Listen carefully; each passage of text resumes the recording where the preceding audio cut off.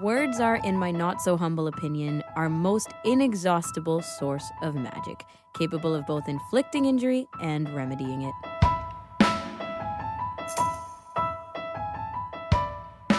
Welcome to AMI Audiobook Review, the weekly podcast where we chat all things audiobooks. I wanted to throw somewhere in there the word annual because we're at the end. This is our last episode of 2023. Right. My gosh, with myself, Ramya Amadin, with Jacob Szymanski. Hello. And with Nasreen Abdel-Majid. Now, we do have a guest who's going to join us through the entire episode. And before we get to the guest and the reasons why, let's get to the quote. Jacob, you picked it. This one is from Harry Potter, which is what we're going to be talking about for the entirety of the episode. This one's been a long time coming, Rams. I think we all have a lot to say about this one, including our guests. I like this quote because it speaks to the power of words. Man, this is from Dumbledore, one of the best wizards in the wizarding world. Mm-hmm. And if that's coming from him talking about the power of words, then that says a lot. Yep, related to magic. That's good. That was a good explanation of the quote. Thanks. We're talking Harry Potter. The last book in the Harry Potter series was published all the way back in 2007. That's over 15 years ago. And that's millions of fans around the world who have been hooked, who drank the Harry Potter Kool-Aid. And we've all kind of absorbed it, maybe not all the way back from when things were being released. I myself started reading Harry Potter only like 5 years ago. Actually, yeah, right before I started working at this company. Pretty funny. Anyways, it's a great idea for us to get into it and for us to spend an entire episode talking about it or else I'll just start to sneak in all kinds of Harry Potter references, quotes, reactions throughout the rest of the years. And everybody got sick of it, so we dedicated an entire episode, right? Yeah, and this is a series that sold over 600 million books since 1997. Who does not know Harry Potter? Nobody. It is huge. You literally live under a rock if you don't know about Harry Potter. Yeah. And all three of us, I think, have listened to all or at least a couple of the Harry Potter audiobooks by Jim Dale. Yep. Or Stephen Fry. Or Stephen Fry. Or Stephen Fry. Yeah, we'll get into that. We'll get into that. But I think it's so worth to talk about because this series had such a massive cultural impact on not just our generation, but like all ages. Like this book sold like crazy. The movies were a phenomenon. Now there's the show with all its controversies coming out. There was the release of... I know. There's so much going on around the show as well just because of J.K. Rowling's name. Should it be in it? Should it not? Can she? How dare she? But, we're going to get into all that as well. And I think it's time for us to bring our guest on. Yes. Enough teasing. We need this help. So we enlisted our colleague, producer on KNR, Kelly and Ramya, as well as friend of the show, friend of the Harry Potter universe, at least I hope you are still, Grant Hardy. Hello, Grant. Hey, guys. Thanks for having me on to talk all things Harry Potter. So is it true? Are you a friend of Harry Potter? The universe? I read the books so many times growing up, and I read the books often like right on the release day kind of thing. Oh, wow. And own the digital versions and the audio versions and have really kind of studied the book. So despite everything else that's gone on, I don't think that I can deny the place that Harry Potter has had in my life. And when we say all the things that have gone on, we're talking about the universe itself, but also, of course, about J.K. Rowling, the author of the series and the creator of the Harry Potter universe. There's a lot of stuff going on around her. We're going to get into that stuff later, though. So where do you guys want to start with this one? I'd like to ask a question to everyone here. Just starting with the positives, we can have a gush session, if we will. Thank you. Very indulgent of you. What do you think it is about the Harry Potter series that caused it to become the cultural touchstone that it ended up being? Well, I think there are several things that are very universal about the series. I mean, you start with a young kid who's bullied and who's an outsider, and honestly, life is looking pretty hopeless for him. And then he goes on to be, famous, a celebrity, and a hero. And I think there are lots of moments like that in the series, and lots of really well developed characters in the series that people really relate to. So I would say that's a huge part of it. It is such a huge part of it that it convinced kids to read like massive, 700 plus Oh, page true. books. That's a It's good just point. all the Yeah. relatable So true. characters. When it came out and you were reading it, like, as books got released, was that in Braille? Uh, in the early days when books were more difficult to find, I would often, just grab like an ebook copy off Okay. the internet until I could, uh, purchase the official edition, but mainly ebooks. Also the audiobooks from the CNIB back in the day, narrated by a woman, Anne Saunders. Those were really good.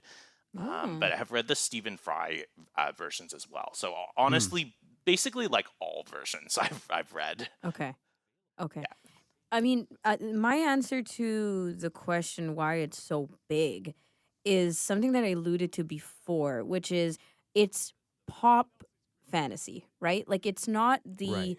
entire investment of you as a reader going into fantasy thinking like this is going to be deep. I am ready to invest my time and my love for this world, and you don't have to go in with that. And I think that that speaks to also just how many different types of people, age groups, and people of just like everywhere, not just in North America but all around the world, who are able to just like get hooked on Harry Potter. And it's because for me it's very relatable in this sense. I had never read anything fantasy.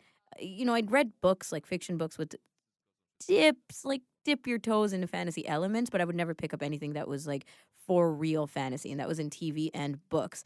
But Harry Potter came along, and within the first couple of pages, I'd say, like the first hour of listening to the book, I was like, this is not fantasy at all. Like he's learning he's a wizard while we're learning about what the wizarding world is. We're right there with him most Yeah, of the time. yeah. Right there with him. I don't know anything about this stuff. Like some people might come into this after having read like Lord of the Rings, and then you're looking for potentially looking for a very magical world, a very magical universe, the ins and outs of this kind of world building. Whereas I wasn't. I was like, I don't know what this is. It seems to be a big deal. I'm just going to check it out. And I think so many people can relate in that sense. Well, one thing that grounds Harry Potter and I think makes it more accessible is that it's urban fantasy. Yeah. Meaning Fair. that it's not fantasy set in an entirely different world. Nope. That would be high fantasy. Harry Potter is kind of known as like low fantasy because it exists on Earth, in the UK more specifically. I'm pretty sure Hogwarts is canonically placed in Scotland. Yep. But Yeah, it makes it more accessible that way. exactly. Yeah, it's a very, really similar world to the one we live in. They just have slightly different abilities, but aside from that, there aren't actually a huge amount of differences, really. Almost just a technological difference that they have. I guess, yeah. And that's the other thing, like it's not just the worlds, but it's the technology that we're used to that just becomes a bit more magical, or the concepts that we're used to that become a bit more magical. And again, going back to Harry himself, especially in the first book, but first and second and third, as he gets introduced to new concepts from people who are wizards and witches and have lived this their entire lives, we're not left in the dark. We're also going, oh, okay. Yeah, that makes sense. These metaphors of magical versions of these things that we're already used to. Nostalgia aside, what do you think it is about the series, or what about the series do you think it does particularly well? I'm going to start here. J.K. Rowling is incredibly creative. I think her world is very imaginative and just so charming, right? The world building is shoddy in terms of logic, but what is given to us is so delightful. Like all the little things, like the train going up to the school being a castle, the four houses, a sorting hat, even Voldemort, his whole backstory. Like everything is incredibly creative and very engaging. And I think So that goes, creative. yeah. and I feel like they didn't miss a detail, and I think that's what grabs everybody's attention. There's just so many details that they never missed. Like Um, with description, Nasreen? Like for us to imagine the world? Description. Yeah, like they went beyond our imagination. Even as kids and even adults, they feel the same way. Like that's why it's so nice for all ages. Mm-hmm. It's not just for Yeah. kids. Like you think about Harry Potter and you're like, oh, it's childish, or this is when we were kids. That it's that age group. No, it's not. Like as you said, Remia, like you read it 5 years ago. You got into it 5 years ago. I got into it recently. It's not just for a specific age group, and that's why like the imagination is beyond what we expected. Mm-hmm. Yeah. Grant, do you want to speak on that? Like what J.K. Rowling does well? I would say number one, the relatability of the characters to children while addressing some fairly adult like topics and Mm. virtues and actually providing very solid answers to what seem to be riddles throughout the series. Like for Yeah. example, throughout the entire series, uh Dumbledore claims that love is more powerful than Voldemort's dark magic, Yes. which always seems a little ridiculous to me. Yeah. Like I'm like it's a nice little virtue, a nice thought, but like come on, it's not really more powerful than dark magic. But in the end, we actually get an answer to why it is more Yes. powerful because it convinces, for example, Snape to act as he does, to kind of change sides, lead a bit of a double life, a very dangerous life. So I really like that about the series is that it does tend to tie up all those loose ends and address some very difficult questions in a very logical way. That's a really fair point. Even the on that same context of the love versus dark magic thing, the protection that Harry had through his entire life, which was his mother's, which then his aunt took on, was all through, quote, her love, right? Her care Right. for her child. So, yeah, but those are tactile things that she brought up and not just like, hey guys, believe in love. Yeah, exactly. It could have been very shallow, but it Oh, was handled 100%. very well. It felt very juvenile for a really long time, right? Like this Dumbledore's, trust me, Harry, kind of. I'm like, okay, enough. But the other thing is same context as you, what you're saying, Grant. The subtleties of different things that only when you hear from the author you realize that she's done this in the books, like her portrayal of different kinds of strength in women, right? So not just, one woman does this well and she is the strongest character for this reason or whatever. She has many women throughout the series who she has pointed out to be strong in this way, or this way, or complex in this way, or grief, like other topics as well, and how people are experiencing grief. I think book 5 was very difficult for me to read. Just I was annoyed the whole time because of Harry's attitude. But a lot of that was due to the grief that he felt after Cedric's death in book 4, and then in parts of book 6 you see things coming out of after the death of Sirius Black. So there's a lot of stuff that frustrated me as a reader, but were essentially because she was dealing with difficult things and it wasn't just meant to be a light read. And I think at some point I was annoyed by that it was no longer a light read. And I think Oh, yeah, right. this is a good transition to how the themes of the book kind of evolved as it went along. The first couple books were quite YA, like kids' Yeah. books, and they definitely evolved to be a lot darker alongside the readers. And I think this is something that's been talked about a lot already, but just how the books developed in terms of maturity along with its readers. Like, there wasn't a whole lot of death and serious themes in the first couple of books, No. but come the last one, we're talking about like torture and murder and treason. Oh yeah. Like right. it gets really dark real quick. Mental But health, like with the long bottoms, there's yeah. so much. Yeah. Oh yeah, absolutely. And complex feelings. I'm thinking of characters like Malfoy and Snape. Like their motivations are a lot more complicated. That type of stuff would have never been explored in books 1, 2, or 3. Sure, yeah. I feel like book 3 was kind of the transition Yes. for me because all of the books, especially book 2, was just no lasting harm at all. Everything was kind of tied up and resolved. And book 3 kind of started with, oh, this year there's an escaped murderer on the loose, which was, kind of like a kid, like, something Yeah. kids would find funny, or kind of like, like it happens in kids' books. But then towards the end, they get into these details of like corruption, like miscarriage of justice, starting to build up more loose ends that are going to be explored throughout the series. And then, as you mentioned, in books 4 through 7, we transition into some really dark stuff. So that's kind of my thoughts on that. Yeah. I will say though, the nostalgia aspect of it, I know you said earlier, Jacob, like aside from nostalgia, but That's okay. You can bring it back. yeah, the nostalgia aspect of these books, just going back to, all ages, is quite intriguing. I think that, as a 30-year-old, I'm reading back some of these books or feeling so cozy when I read certain aspects of Harry Potter and thinking, like, is this strange? Like, these kids are going through school, like they're teenagers, and we're dividing the book up into seasons, like going into school and the winter break yeah. and the summer holidays and what happens there. But it does feel super nostalgic, and I think that that's J.K. Rowling's her strength in description. Like, every time that train pulls into the castle, I'm thinking, oh, how exciting. Here comes another year with the trio. Yeah.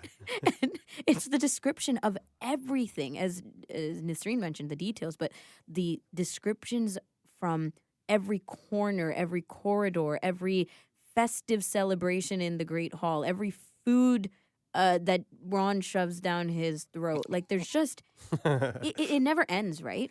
There's a great sense of time moving forward in this series. Like, they always have something to look Brilliantly. forward to. The Yes. Christmas break, the next Quidditch game, the end of year. Like, there's always something to look forward to.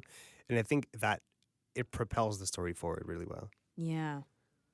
Yeah, and that's why it's so interesting to keep going back to it and rereading it. Do you guys have a favorite book, Grant? I would say I think book 5. Oh my. Yeah. Yeah, interesting. Yeah. Why is that?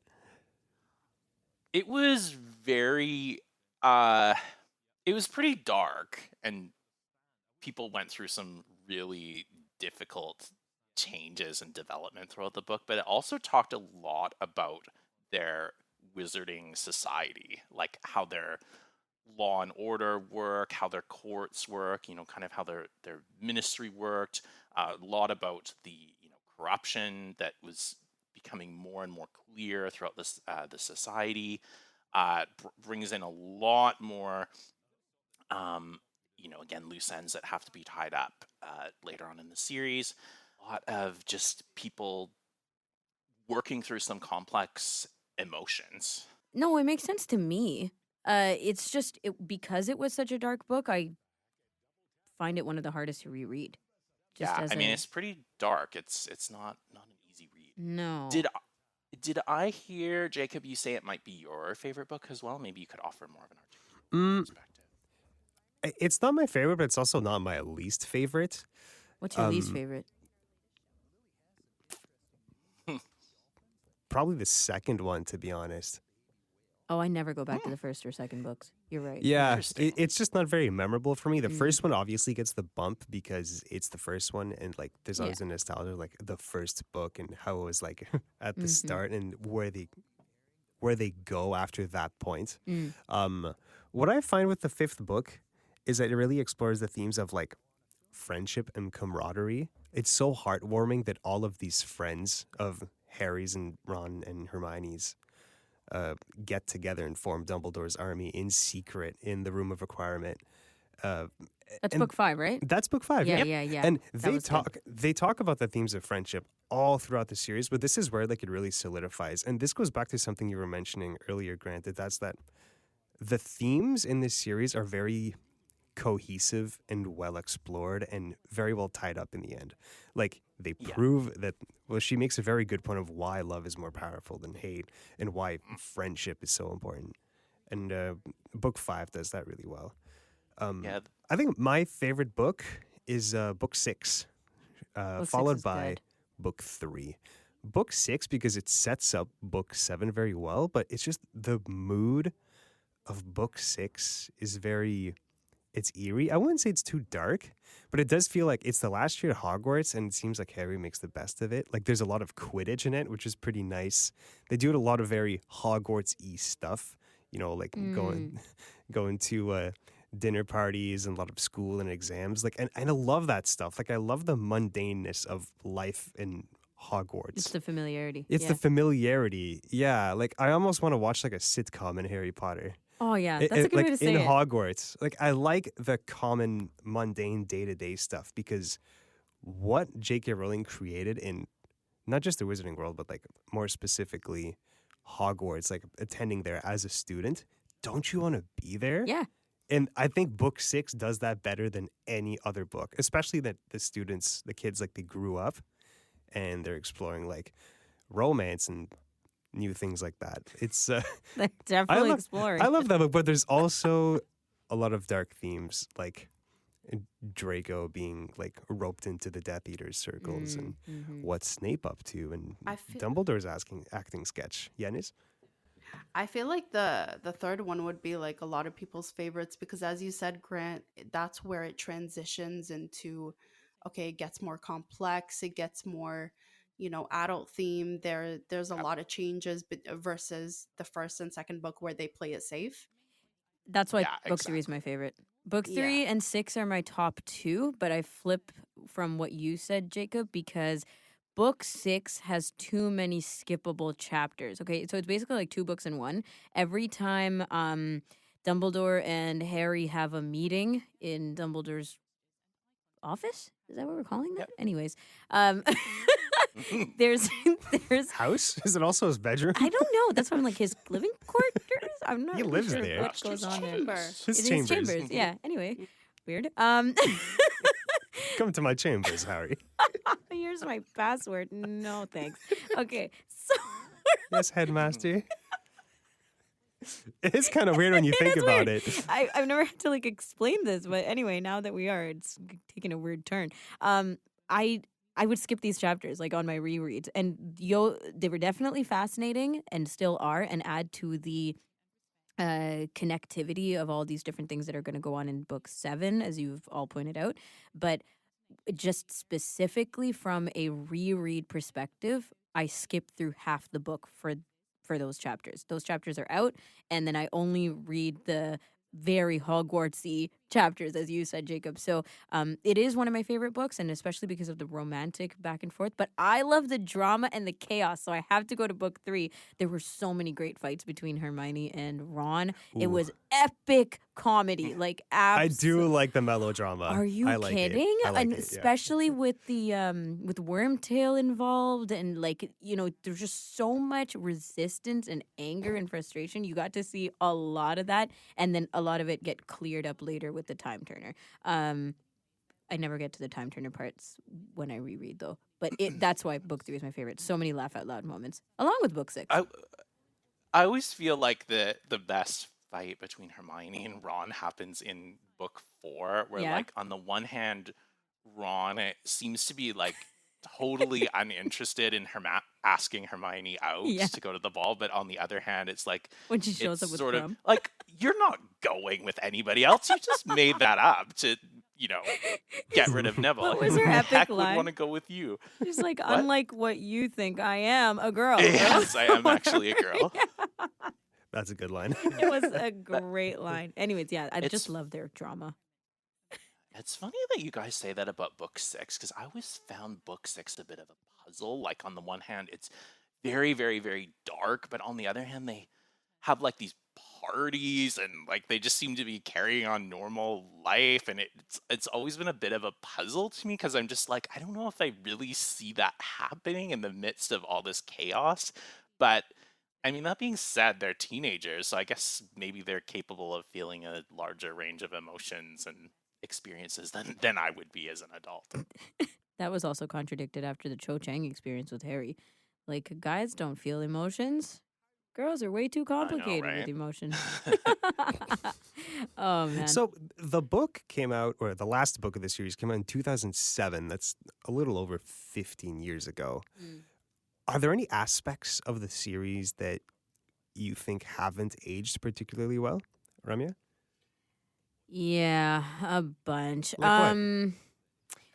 Just like nowadays you can't really recommend anything without caveating by saying, but we make fun of these kind of people in this book, or these things are said about these types of this community, or heads up that the language is not so censored in this aspect. And I think that yeah, there's quite a lot of judgment, if you will, in this book, like that you could take lightly as comedic because that's, I think, the way that it was intended in a lot of it.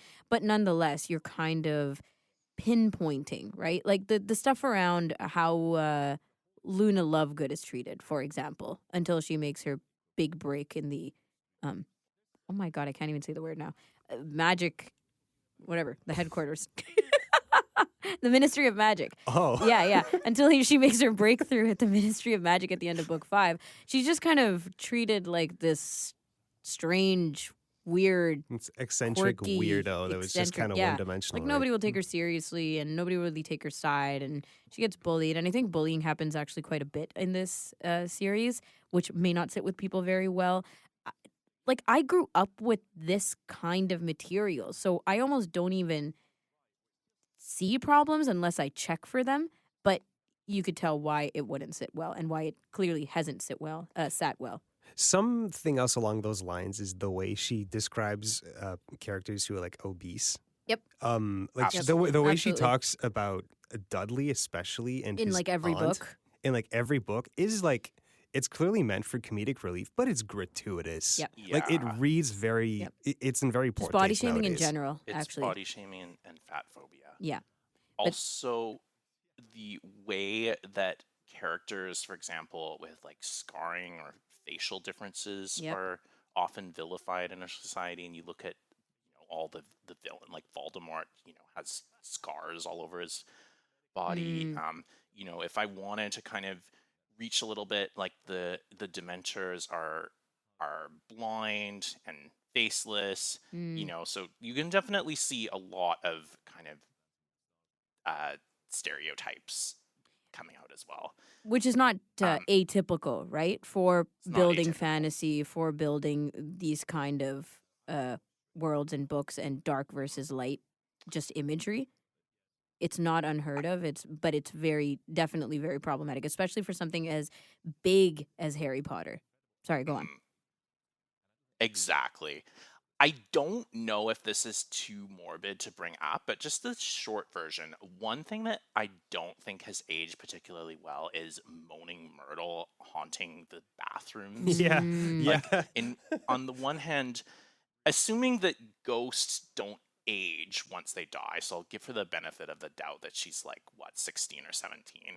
It's kind of weird that she's watching other people in the bathrooms Oh. of both sexes, and it's very, very weird that she invites a young Harry who would have been 12 to come and live in her bathroom if he dies. Oh my That God. all strikes She was me also as weirdly flirty. totally, yeah.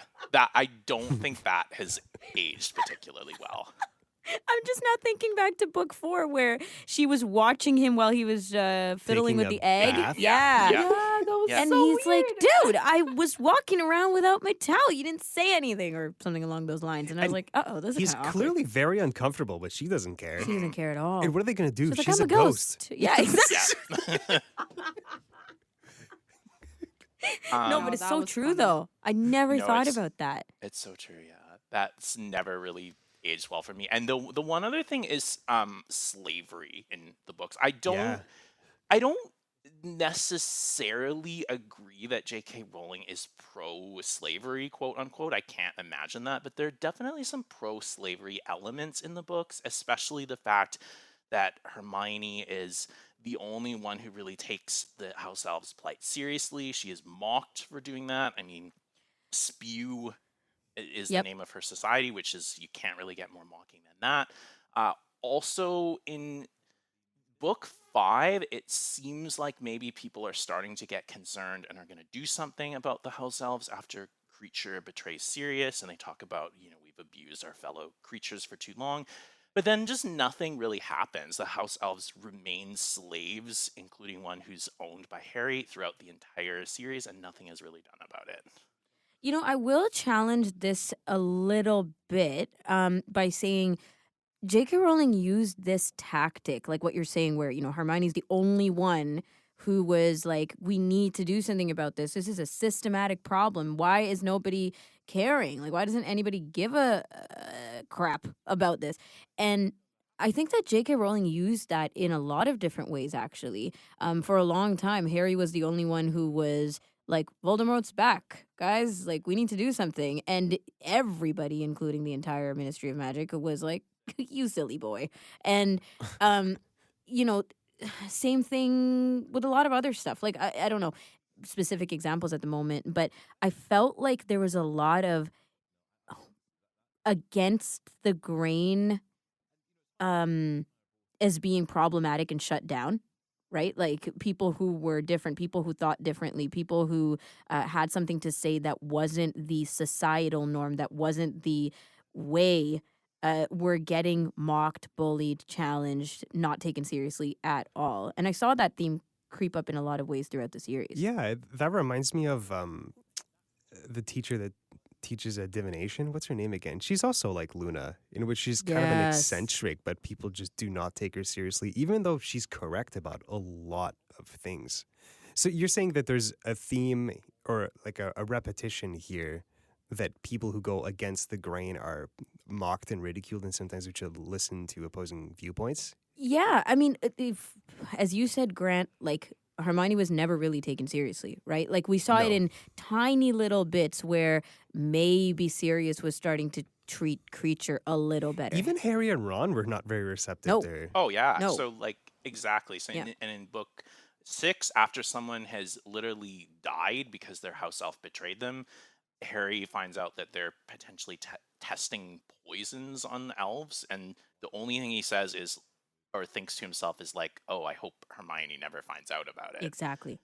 And What? that's all a little Yeah. odd. That's Yeah. horrible. Yeah.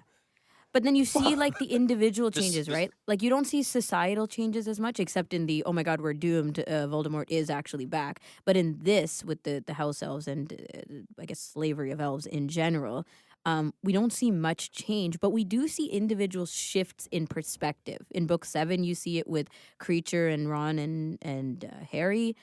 I don't know if you see too much of it with Sirius, because he was just like a stubborn mule of a character to Yeah, begin I with. don't. I at least don't remember it, but you do see it with even the elves themselves, right? Like, it's not just the characters, I will say.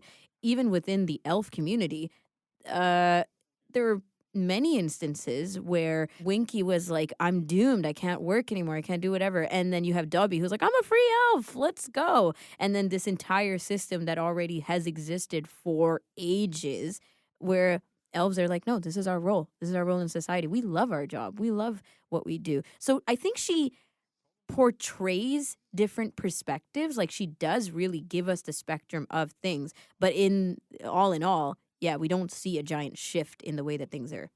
And regardless of how you interpret that plot line, I think we can all agree that it's frustrating that it never really wraps up, Mhm. because Hermione just sort of gives up and doesn't Yes. really acknowledge it. And I think this points to some of J.K. Rowling's shoddy writing. I'd like to point out quite a few of the plot holes and inconsistencies in this story. Grant, you actually pointed out a couple in an email you sent us earlier. Do you want to get into them a little bit? One of the most baffling plot holes in book 5 is when Harry goes through all kinds of trials and tribulations to try and contact Sirius. It turns out Sirius gave Harry a wrapped package over the Christmas holidays and said, use this if you ever need me, i.e., this will put you in direct touch with me. Harry never uses this even in a life or death situation, and I have no idea why. I can just conclude. I don't know, Jacob, if you or Ramya, anyone has an answer, but I think we just have to conclude he forgot. I don't have a I didn't have too much of an issue with this. I did with Harry when he finally realized he could use it. When was that? At the end of book 5?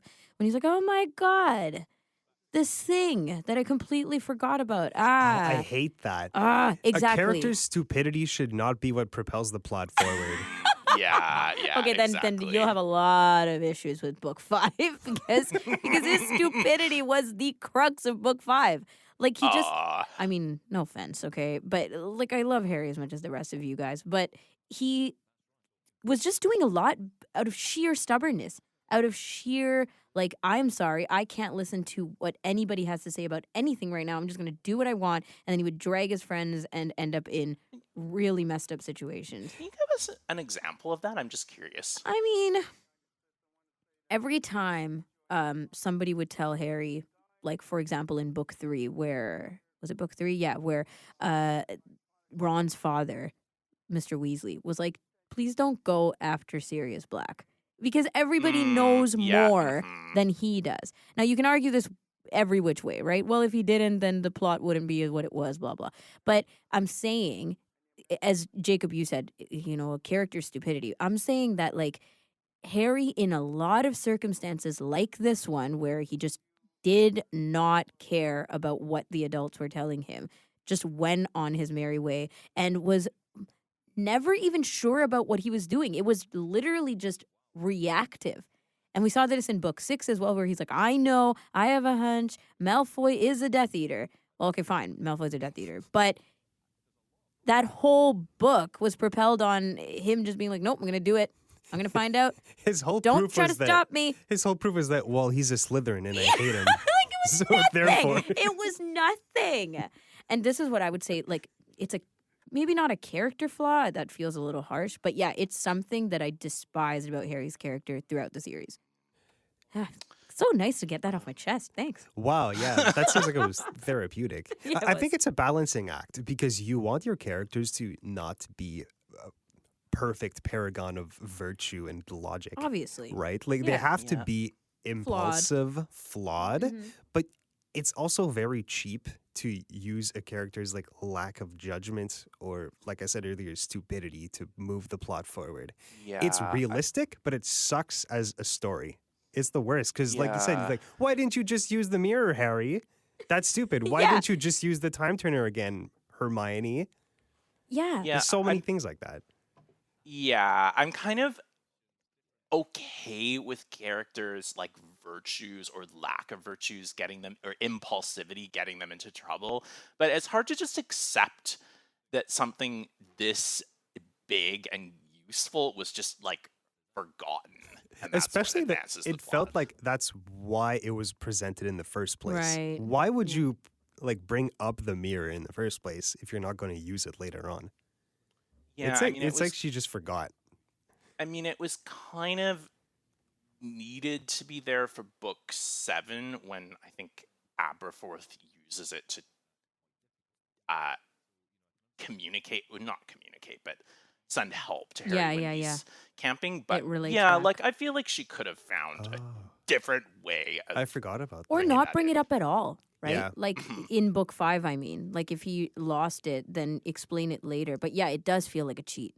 It feels like One of my favorite plot holes that I always find hilarious is in the Marauders map, where you can see the footsteps and names of everyone Yeah. on a map of Hogwarts. mhm. They spot the name Peter Pettigrew. No, wait, they don't spot They the name. don't. They don't spot the Mhm, name Peter mhm. Pettigrew, but we know that Ron's rat Scabbers is actually yeah. Peter Pettigrew, and Yeah. Ron's rat is in Ron's room all the time.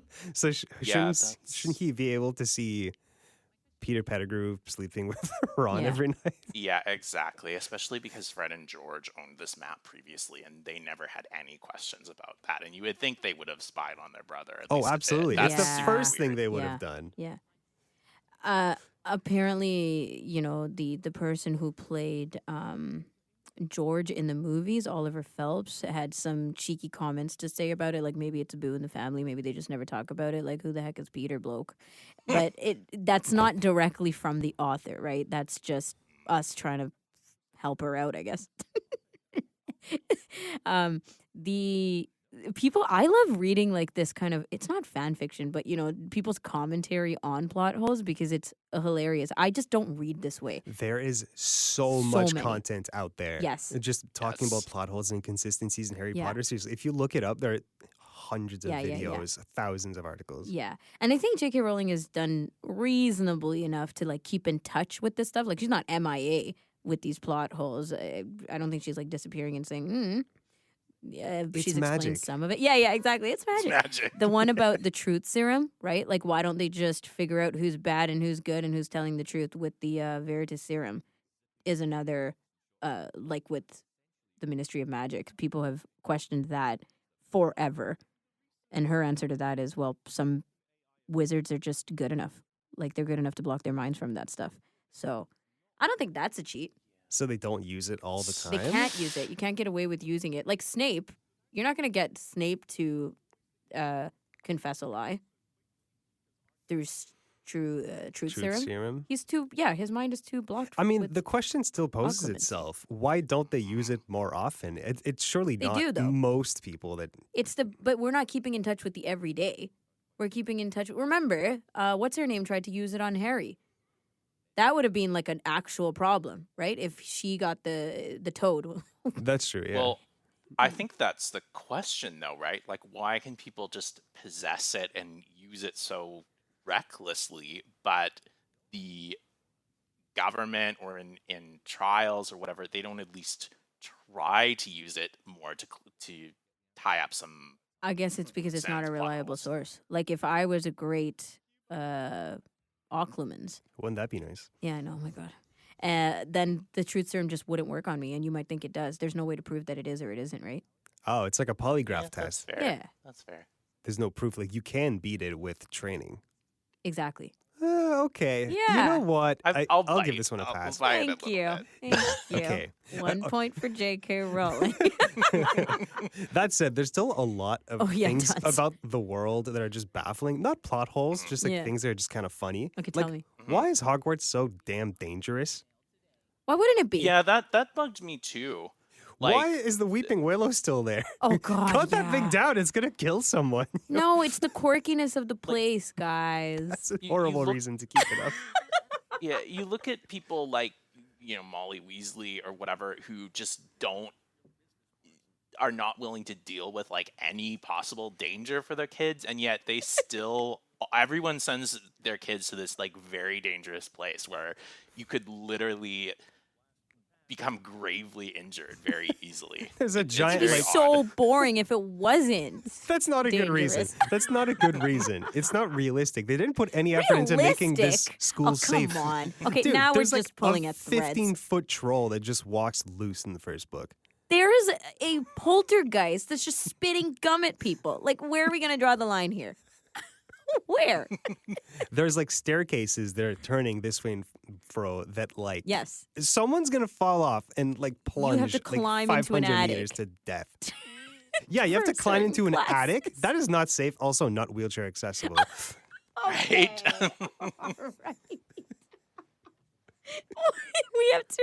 we have to when you said Molly Weasley, it reminded me of the what are those creatures you have to like fling around, like lasso them around and toss away so that they can't find their way back in the backyards when they're cleaning things up? Oh, the garden. The gnomes. The Yes, garden gnomes. exactly. That kills me. Like there's just so many random things that we have to deal with. There's also the question of why wizards don't use Muggle technology. And Totally. well, there's a good reason for that, though. Why I have wouldn't heard they? a couple explanations. Okay. One, that magic interferes with electricity. I have heard this. Okay. Apparently, that's something Not J.K. from the Rowling book, like though. cleared up. Yeah. Is that just like a general concept of magic? Here's the other thing. Yeah, it's like a general concept in magic that's very present in a lot of other series, Okay, actually. good. Okay, fine. Yeah. So you just got to know magic to Yeah, know the- some of the unspoken rules. The books do kind of say, I think, or at least a couple people say that Muggle technology kind of goes haywire around at least Hogwarts. I don't know though. You could probably. It doesn't really say that you couldn't use it in your own community though. There is also the cultural reason why wizards would not want to use Muggle technology because they're very reclusive. Like, there's very little interaction between Muggles and wizards, and there's an arrogance there too. Because wizards, Yeah. if they use Muggle technology, it's kind of admitting that they're not a good wizard, which makes sense to me. But it also kind of makes me think that wizards are just kind of arrogant and don't want to explore Muggle technology, even though it might be better. Like, Yeah. this is going to sound a little glib, but like, why don't the Death Eaters use guns? You telling me an M16 would not be better than a wand? Maybe the reaction speed, the reaction of a bullet being stopped by magic. Yeah, you might be able to. Yeah. You'd have to be pretty quick, but See, that's We're really getting I- into hypotheticals. well, you're I- posing them, right? I think I need to defend My- my girl. my thought has always been just like, why are things so difficult that with Muggle technology would be very easy? Things like telling the date and time. Harry and Hermione struggle with this when they're camping. Yeah.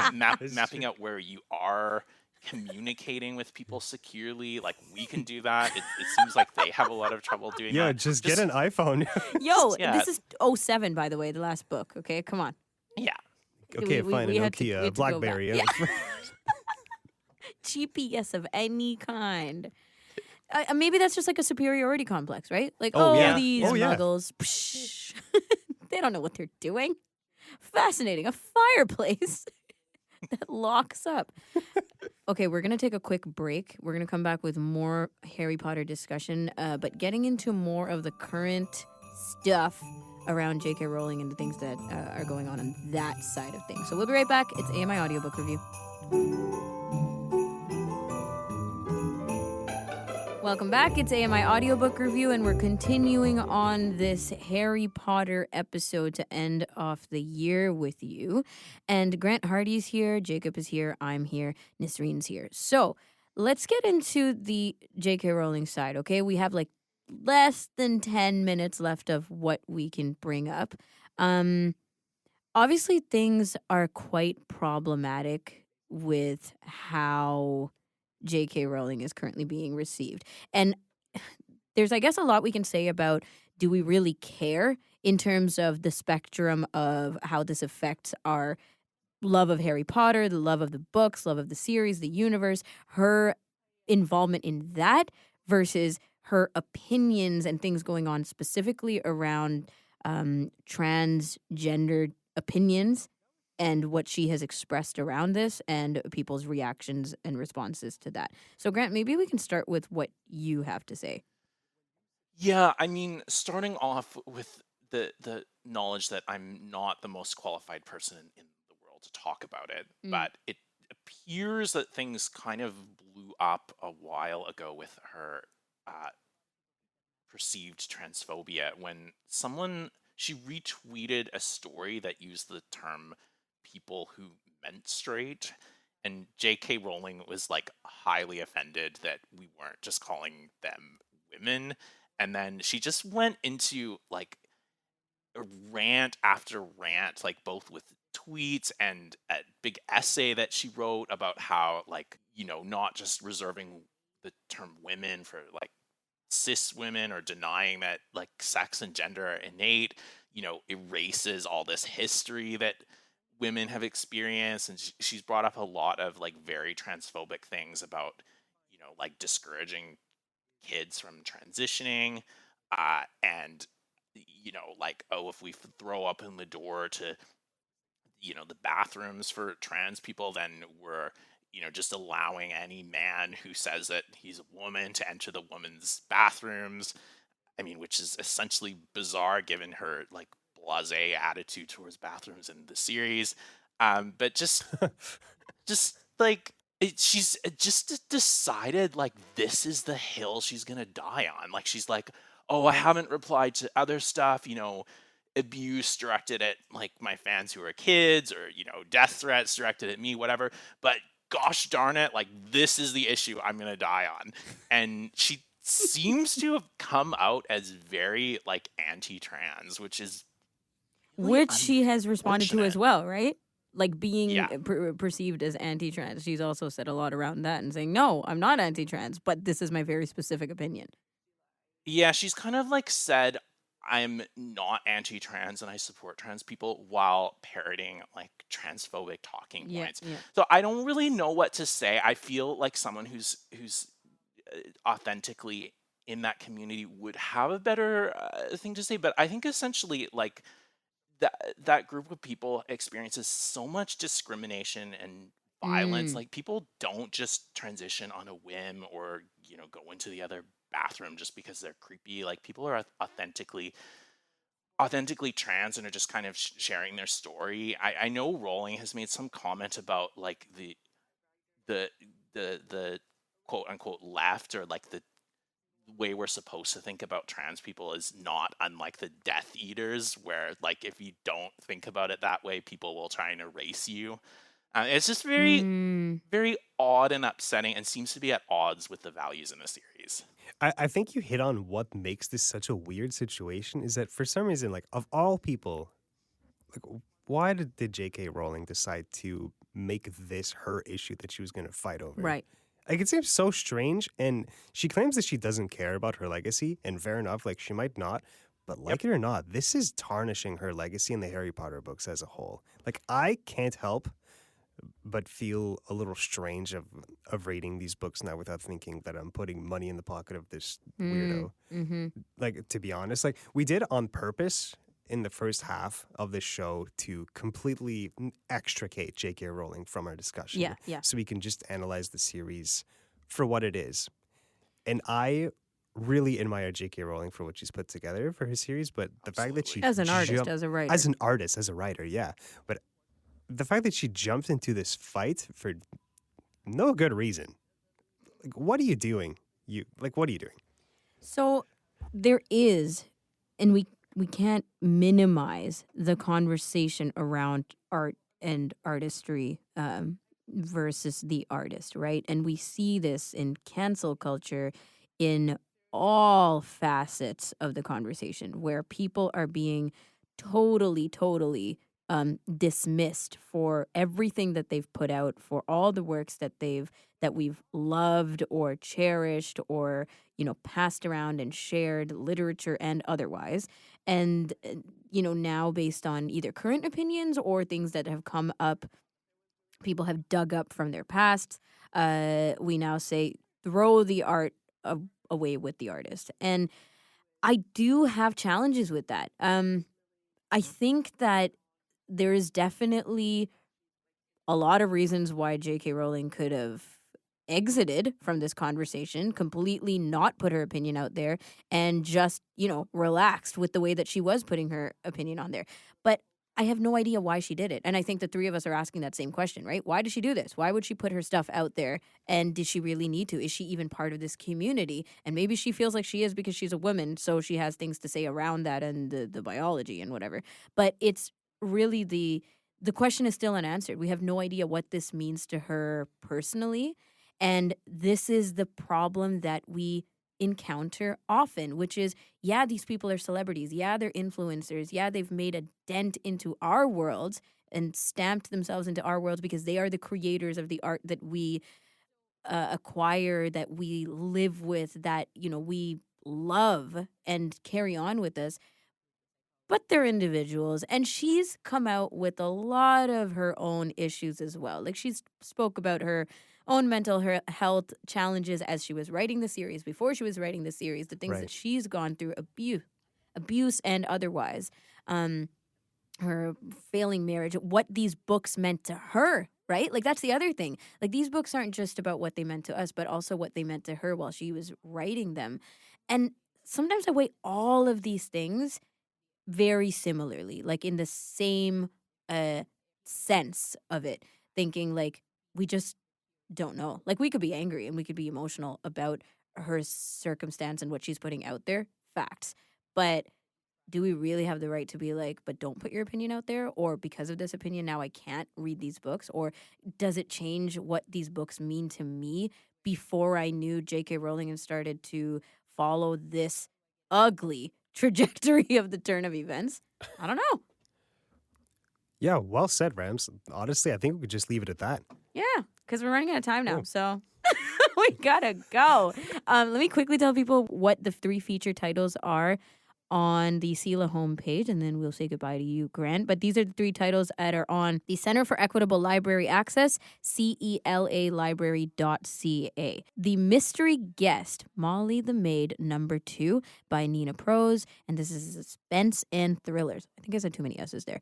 Oath and Honor by Liz Cheney, which is politics and government biography. Ooh, really, really interested in that one. And the Bill Murray's by Jen Arden, which is a Gentle Mysteries. Jacob, Grant, Nisreen, this has been a fantabulous discussion, and I think a really great way to cap off the year. So thank you, Grant, for joining us, first of all, on the show. Thanks for having us, guys. Yeah, we went through a lot. And Jacob, as always, thank you. Niz, thank you. Last goodbyes, guys, before 2024. Happy New Year, Happy everyone. holidays. Happy Happy holidays. New Year. That's AMI Audiobook Review. You can get a hold of us, 1-866-509-4545. Email us, feedback@ca. And just hang out with us in general, okay? Because we got new episodes for you every week. I'm Ramya Amadan with Jacob Shemansky and Nisreen Abdel Majid. Happy New Year. Catch you in 2024. And happy audiobook listening.